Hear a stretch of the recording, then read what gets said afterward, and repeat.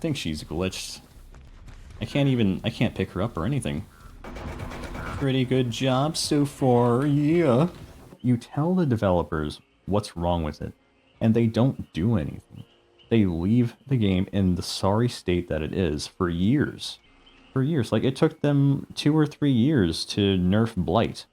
And it wasn't even a proper nerf, it was just like, oh, we're gonna nerf his add-ons a little bit. And then it took them years to nerf Nurse.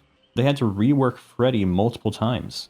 And people are still complaining about the way he is right now. When Twins released, she was completely broken. Like, you couldn't even play her. And she still feels awful to play because you can't switch between Victor and Charlotte easily. Like, there's so many restrictions.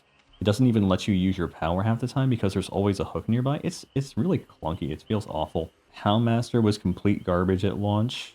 Dracula was OP at launch. It took them months to nerf him. And Singularity, too. It took them forever to rework Singularity. Skull Merchant is still garbage. They're going to rework her again. Like, they already tried reworking her twice now. They just have no idea what they're doing, okay? The core mechanic of the game, the hooks, that in itself is flawed. It turns the survivors into a campable object. Who thought that was a good game design decision? It forces the survivor to stay in one place. They're not able to play the game for up to 70 seconds. If your allies choose not to save you, maybe you're playing with a Swift and there's 3 players in the Swift and they all decide, oh, hey, we're not going to save that one guy on our team. Well, then you're screwed, buddy.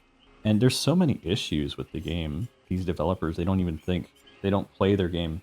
I can tell you right now, if they didn't have like Michael Myers and Leatherface in here, people would be playing something completely different. They might be playing one of the competitors, Texas Chainsaw Massacre, or Evil Dead kind of died, but like maybe if DBD weren't as big, if they didn't have these licenses, Evil Dead might still be alive. For me, I mean, I got into this game before a lot of the major licenses were announced. I got in when Leatherface was announced. And I didn't really care for Leatherface. It just happened to be the killer that came out when I started playing. But what drew me was the asymmetrical aspect of the game. It's like, okay, you have 2 teams. Each team has their own set of tools they use to try and win the game with. And to me, that was interesting. It's like, oh, you know, hey, this killer, he can shock the survivors. He can make it so they can't interact with the objects. Oh, and this killer, he has traps. He can trap the survivors. But some of these tools, like hooks and generators, result in both uninteractive and frustrating gameplay.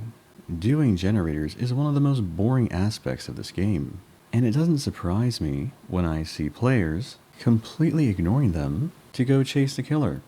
And like I said earlier, the concept of hooks is so flawed, the devs had to invent anti-camping perks, anti-tunneling perks, built-in power restrictions for certain killers, an anti-face camping mechanic, and base kit borrowed time. One band-aid after another in a futile effort to try and fix a fundamental issue with the game. I know they don't play their own game. They look at the stats. They're like, oh yeah, you know, that looks okay. He's at 50% win rate, whatever. But then they don't consider how it actually feels to be in those situations themselves. I think I remember one of the reasons the developers nerfed the flashlights was that they experienced what it was like to get flashlighted so many times in so many different scenarios. And then they're like, oh, this is actually overpowered. We can't just rely on our numbers for this. I'm really mad. I want to do something about this. So then they changed the flashlight. But they're not really doing that anymore. It's like they had one instance where they experienced something horrible themselves. They changed it, and then they didn't learn from that. They're like, oh, I don't actually need to play my own game. I can just go by the numbers. I mean, yeah, most killers do have over 50% kill rates, and I feel like that's okay, but there's just a lot of different killer, perk, and add-on combinations that when you put them all together, it turns the killer into something really hard to deal with. What they could do, it's going to take some of the variety out of the game, but it's going to be a lot better for balancing if they just get rid of, I don't want to say get rid of the perks, but it would make it so much easier to balance. Because then they could just focus on the killer's power. They could make it stronger. They can make it a little bit stronger since they got rid of the variety. You know, you can't combine these overpowered stuff together. Maybe get rid of the add-ons for the items, or maybe just limit them, maybe 1 add-on per item. Or make everything the same rarity. No more iridescent quality, overpowered garbage. Add-ons would simply become side grades that allow you to play in a different way, but aren't objectively better. But I do think that reducing the amount of variety players have would be the easiest way to go about it.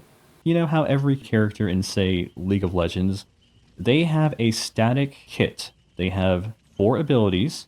They never change, they never become altered, really. And it's much easier to balance the game around heroes who have these abilities that don't change dramatically. Let's say you're, okay, let's say Blitzcrank. You know the guy with the grabby arm, right?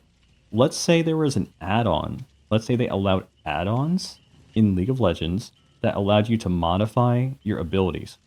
What if there was an add-on that reduced the cooldown of your rocket grab by 50%?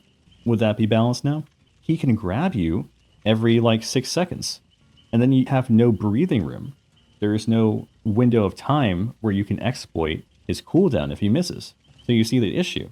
Like for the key here, this Blood Amber, this shouldn't exist. This is way too strong. Even if you say, oh, you know, it's super rare, like, it's that rare? I have 134 of these things, okay? It doesn't matter how rare it is. If it's in the game at all, people can exploit it. But yeah, that's my rant, basically, okay? I'm not even sure why I keep coming back to this game. I think it's just because it's familiar. It's like, I know what I'm getting myself into.